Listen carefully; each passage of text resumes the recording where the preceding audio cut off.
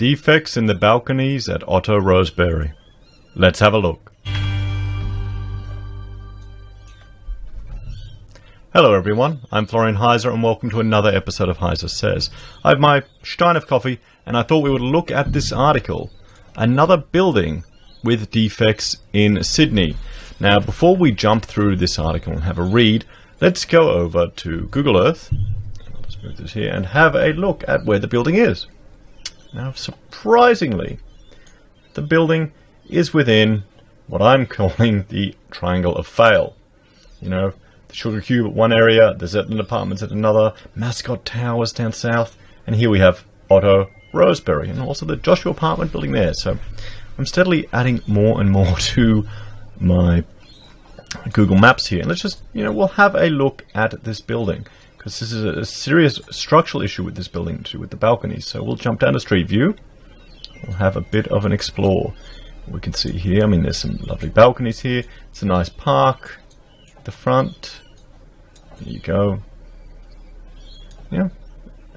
A street, it's got a few stairs in there. There's disabled access there. So it looks like a very contemporary construction, similar to a lot of the other buildings that we've seen. Oh, look here, you've got big balconies all the way through. And these are usually the spaces where, if you're in an apartment, you will do a lot of living in. They're a big selling point. You can spend time out there, you can relax. See, people are occupying them already. They've got chairs, furniture, things out there on these smaller ones.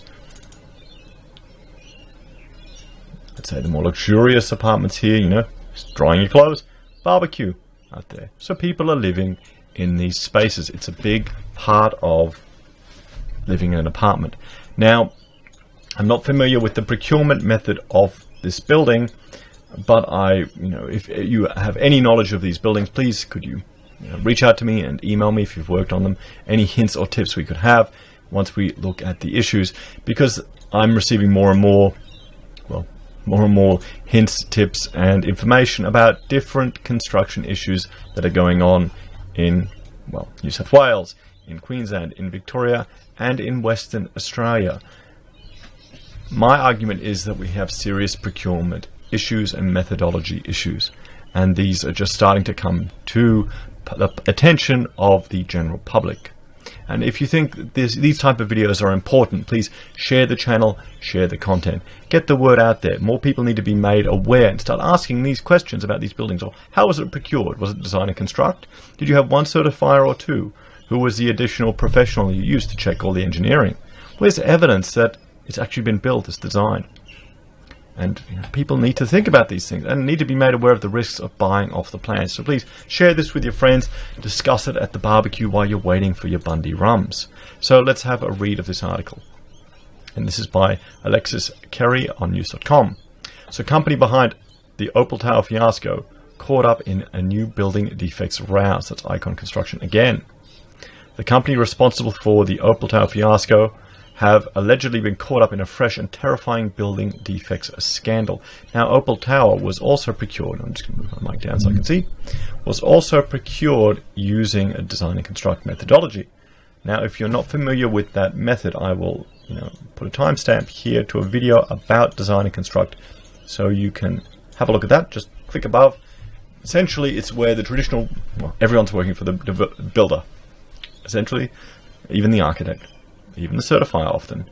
And that really compromises your ability to act as the policeman or quality control. But have a look at that video and let me know what you think in the comments. So jumping back to this, residents of yet another Sydney apartment block have been rocked by alarming safety fears, this time allegedly involving their balconies.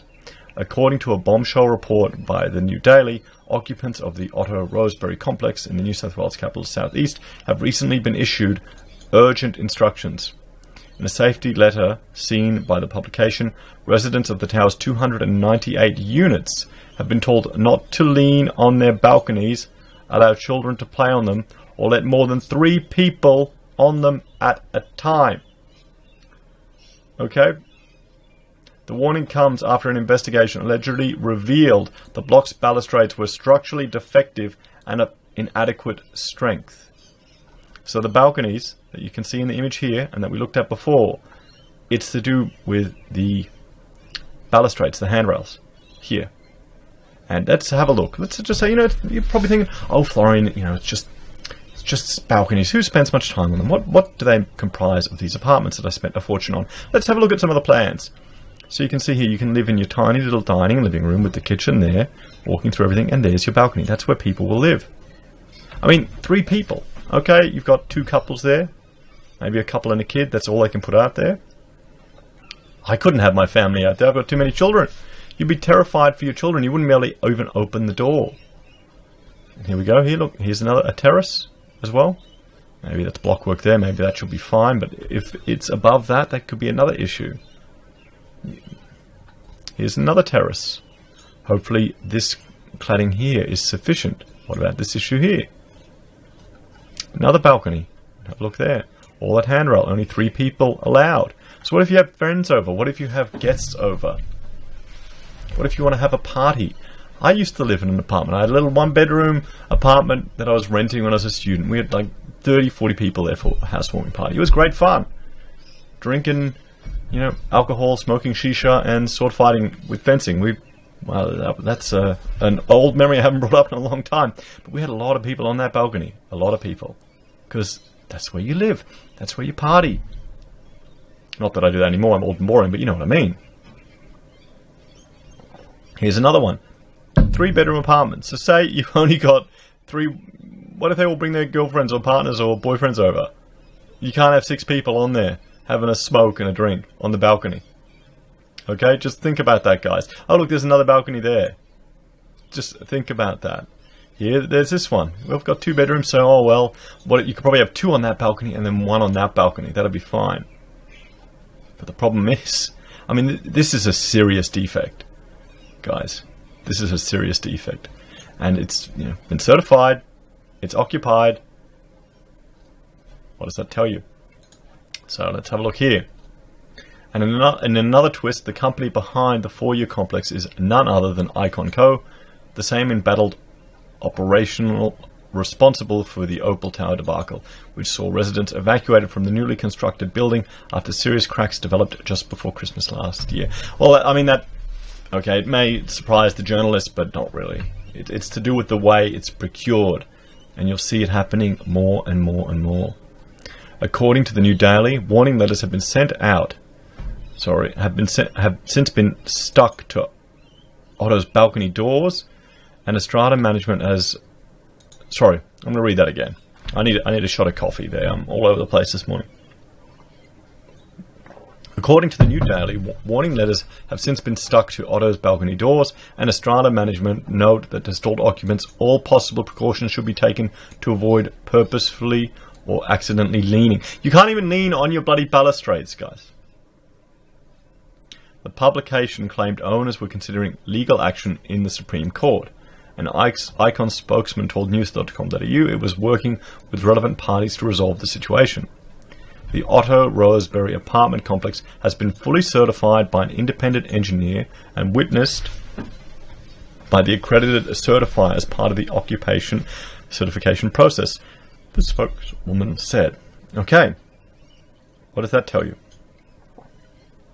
Do you think the engineer would have checked every single balcony? No. Do you think the certifier would have checked every single balcony? No. Do you think the certifier would have received a form from the builder who subbed out to an installer who signed the form and handed it over? Go, yep, these balconies comply with this NCC requirement. Here's your piece of paper. Okay, tick box, certified. That's what would have happened. That's what would have happened. So, and now comes the question: has it been specified wrong? Was a product substituted without correct approval? Was it just substituted on the fly, or were incorrect bolts put in? What happened? Would a clerk of works caught it? The approval included both the structure and the balustrade, with no safety issues identified. Well, Icon is committed to working with all parties involved to ensure the ongoing integrity of the apartment complex, and is currently working with the Owners Corporation to obtain access to the property so additional testing can be conducted. Icon is ready to commence the validation process as early as tomorrow to help resolve the situation as quickly as possible. All parties agree the safety of residents remains the number one priority. Icon and the Owners Corporation continue to work constructively on this matter. However, it is just the latest in a string of concerning issues plaguing Sydney's apartment towers. Well, no, that's okay. That has to be Australian apartment towers. It's not just Sydney. Opal Tower scandal dominated headlines over Christmas and into the next year, and within months, new residential tower block defects had emerged after Mascot Towers. Yep, as you mentioned, Zetlands, Melbourne's 108 complex, yes, and apartments at Erkinsville, Sydney.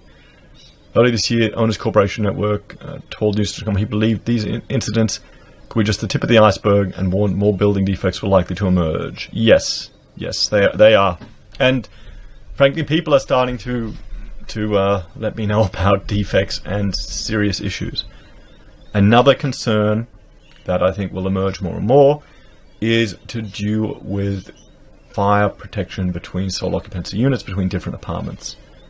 Dodgy installation of these systems. That is, we are so lucky.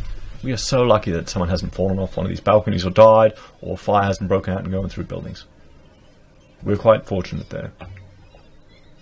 So it's an unavoidable truth. We suffer systematic failure, so it comes as no surprise.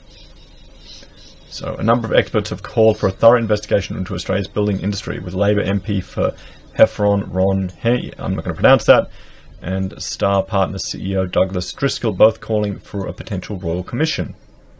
In New South Wales, defective buildings are covered by warranties for just 6 years after a development has been completed. However, as Otto Rosebury is only 4 years old, residents will likely have grounds to recoup any losses if faults are found. Well, she's got a good point there. They can recoup potential losses if it's a defect. There you are. So, what do you think, guys? Do you think this is a serious issue? If you have any more information about what caused these defects, send it to me. I won't share who you are. Happy to keep it private.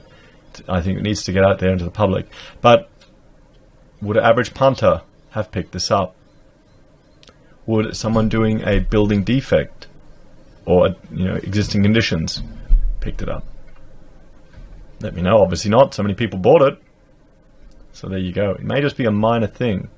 It may just be a minor thing with the standards where it hasn't complied because it's aluminium, and with regards to the height. But these are serious issues. And in some way, the developer is as dependent on the builder as everyone else. But since it's design and construct, it can just get messy, and the traditional police aren't there to deal with it. So, guys, thank you for watching this episode. Let me know what you think about the situation. Have you worked on a building where dodgy balustrades are put in? Have you worked on a project where they've changed the spec halfway through construction?